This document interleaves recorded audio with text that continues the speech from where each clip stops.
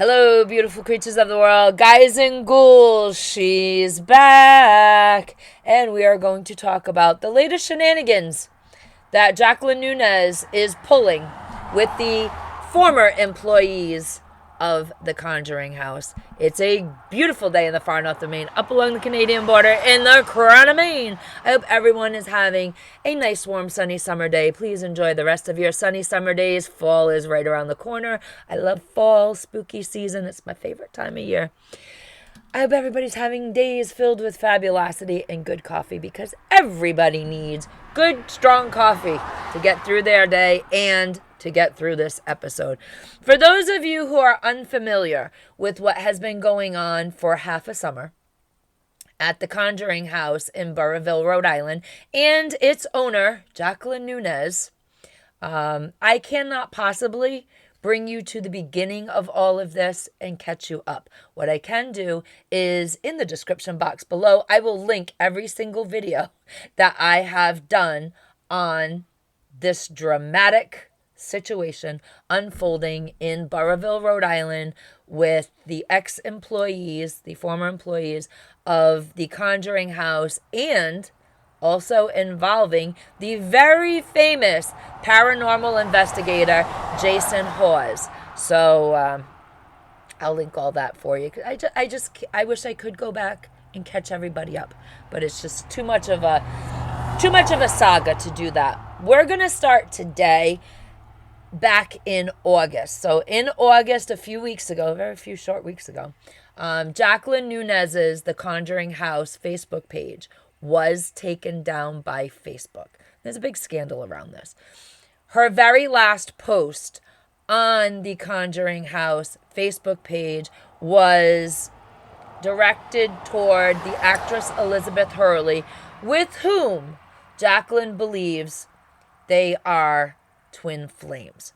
Jacqueline also posted in that ranting, raving, raging post, that her last post on Facebook, that the former employees were meddling and keeping her and Elizabeth Hurley apart, as well as congressmen and governors. And then at the very end of that post, she called for the expiring of congressmen and governors.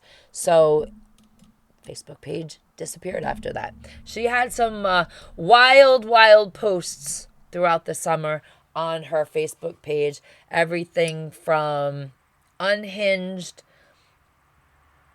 incoherent posts about the paranormal world, about her psychic abilities, about her former employees, about the Satanic Church, culminating to this issue with the Elizabeth Hurley post, and then Facebook page disappeared. After that, a few days after that, an Instagram page showed up. And when everybody really looked at this Instagram page very, very carefully, you could see it was all screenshotted from the Facebook page before it went down. And it turns out there was a little bit of investigation done, and it turns out the Instagram page that was up for a few days did not, and I need to stress, it was not Jacqueline Nunez. It was somebody pretending to be Jacqueline Nunez. Now, in that span of 2 or 3 days where the Instagram page was up, it started with 10 posts, and one of the posts focused around a YouTube channel, J. Cart's Arts. And then you look the next day, and in, as we all thought, Jacqueline fashion, 9 posts, and the J. Cart's Arts post was taken down. And it was very similar to what Jacqueline had been doing on her Facebook page. So people absolutely believed it was her. A few days after that, J. Cart's Arts was, I guess, hosting a discussion in the Discord. I don't know what Discord is. It escapes me. I'm an old person. I don't understand the Discord, but it's there and people talk about it all the time. The young folks, the young people running the channel. Listen, you can be 36 years old and you're a young person to me, because I'm old enough to be your mother.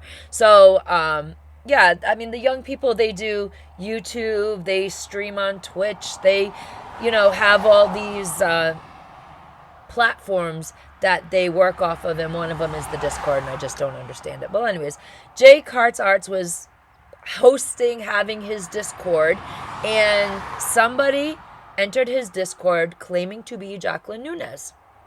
And then as things got heated up in Jake Hart's Arts Discord, an extra rated photograph was plastered into his Discord. And there are young people, very young people, teenage people, people that shouldn't be seen as tweens, apparently are in the Discord. It's a family-friendly thing, and basically a safe space for kids. It's a paranormal channel, I think, his Discord.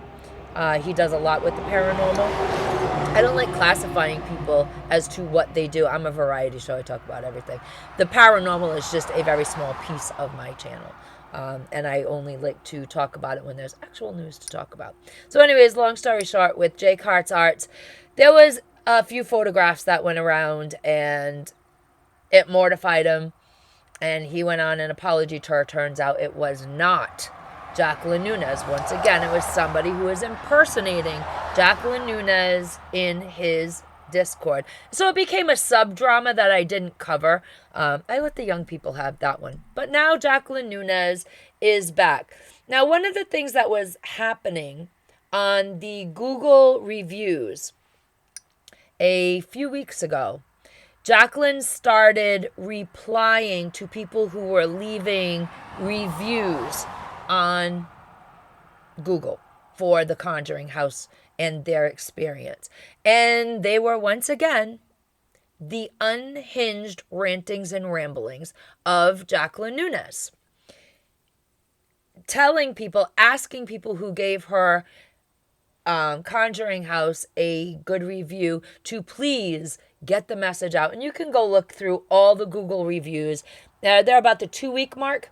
She started putting, answering people's reviews. And it was very unhinged. And you can go do your own research and look over there for what was all that nonsense that was going on. Again, it was another sub-drama happening. I didn't think it was a big deal at that point. And then the big deal hit yesterday. Jacqueline Nunes decided she was going to continue her nasty ways against Satori and Cody, Brian Dansereau, and Corey Heinzen, and continue to threaten and harass them. She figured out a way. Ladies and gentlemen, beautiful creatures of the world, Jacqueline Nunes, she's been taken over by spirits. Absolutely. The liquid spirits, if you know what I mean. You see, on one of my videos that I did, Jason Hawes made a comment, and he did allude to the fact that Jacqueline has a probable alcohol and substance abuse problem, and they've been keeping it quiet for a long time. And so yeah, she's possessed by something, and it's substances. And she has figured out a way now to comprehensively harass and threaten everyone that has no contact orders on her. She just doesn't care. She gets in these moods where she throws caution to the wind. She is showing classic signs of a stalker. If you've never had a stalker, be very grateful. If you have had the experience of someone stalking you, it is absolutely terrifying, and you just don't ever really feel safe. And that is what the former employees of the Conjuring house are experiencing right now. One of the things a stalker will do is they'll gaslight the hell out of you. They're very narcissistic people. They think that they should be the object of all your attention. And they harass you in various ways. They abuse you mentally and emotionally. They try to keep you attached to them. And Jacqueline Nunez has done this with her former employees by the fact that she owes them money, which keeps a line of communication open between Jacqueline, the stalker, and the people that she is harassing. And stalkers, people that do this stay just the right side of the law. Sometimes when you get a no contact order or an order of protection, sometimes they adhere to it and sometimes they do not. Stalkers will come and go from your life. They will go away for a little while and you will start to think all is right with your world. You're relaxing. You're starting to feel a bit more comfortable in your life. And the next thing you know, they're back. And they're back in a big way. And that is what happened.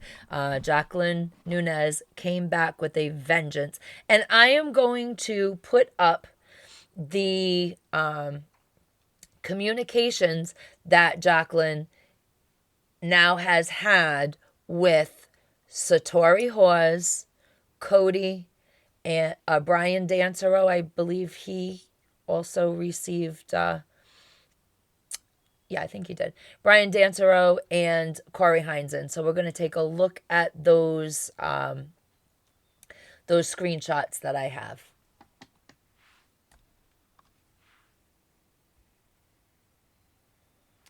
There you go. Now we're going to read them because I know sometimes they go quite quickly by the screen. I still haven't figured that out.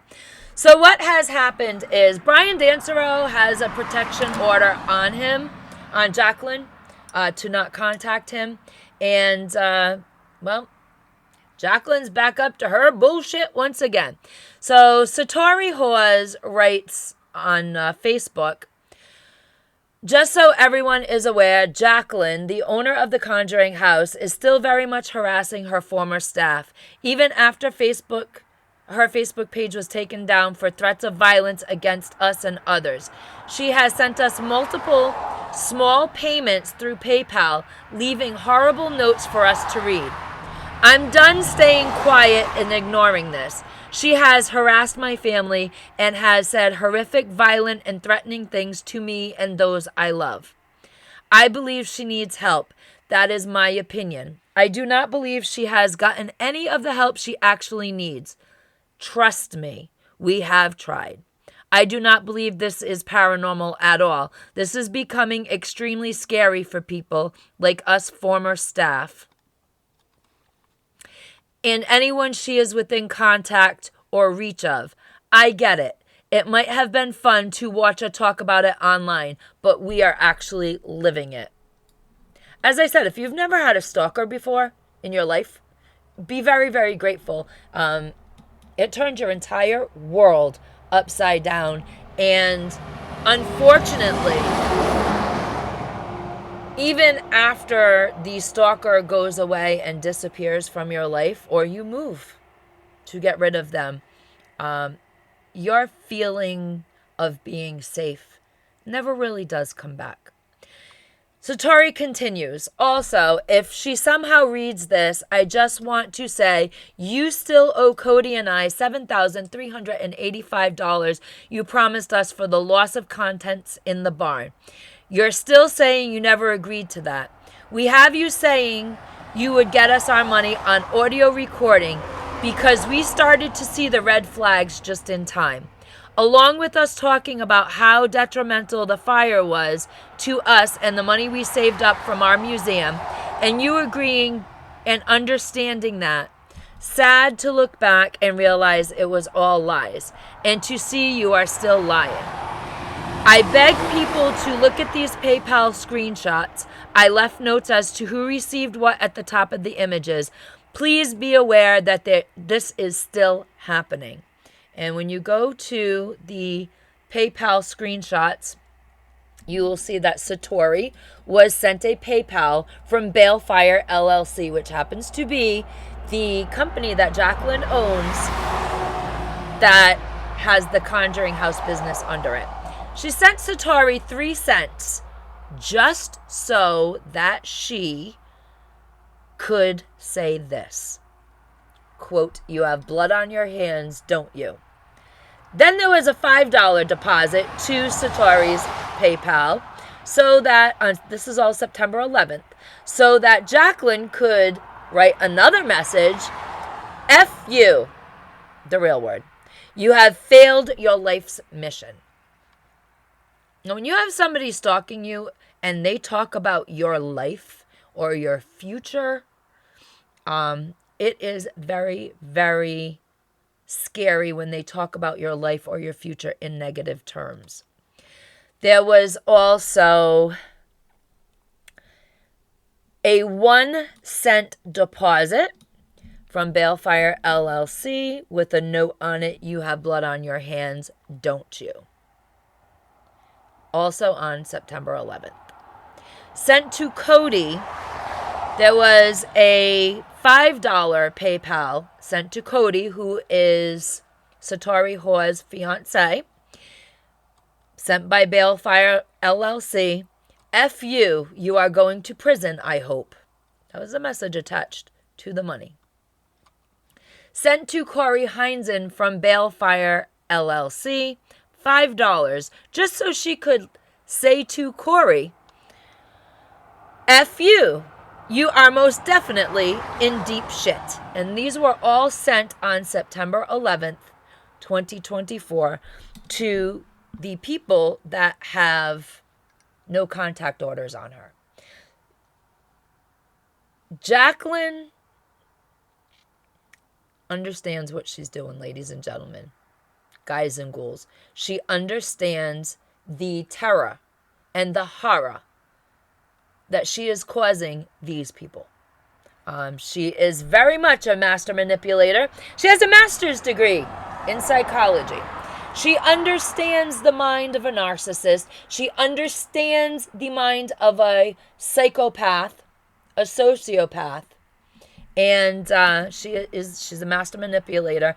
And she is absolutely manipulating this situation to keep threatening those people involved with her horrifying behavior when they were under her employ at the Conjuring House in Burrville, Rhode Island. Ladies and gentlemen, beautiful creatures of the world, we will be following the real news for the Conjuring House drama. I'm not getting involved in the sub-dramas. I know I've been contacted by a few people that actually subscribed to my page while I was doing all of the Conjuring House drama videos. And I'm a variety show, and I only really want the real news, the good news, the good news. There's no good news sometimes. I really just want the important stories, the stories that matter. And I am not going to get involved in all the sub-drama. We began with this story, and as it unfolds, we will continue with it. But all the sub-dramas on the subject, I know I'm talking to a lot of people that did subscribe to my channel because I was covering the Conjuring House drama and the Jacqueline Nunez psychopathic idiocy. And when news happens, we'll let you know. Otherwise, I don't chase stories like that. I don't chase the, just to keep it going, you know. So, ladies and gentlemen, beautiful creatures of the world, know that Jacqueline Nunez, with a master's degree in psychology, is absolutely using her knowledge to traumatize, to terrify, to horrify, to manipulate, and to destroy people's lives and their sense of safety. Ladies and gentlemen, beautiful creatures of the world, be the kindness that you would like to see in the world. Do not be Jacqueline Nunez, owner of the Conjuring House. Carpe diem. Live your life. Seize your day. Because no one promised you a tomorrow.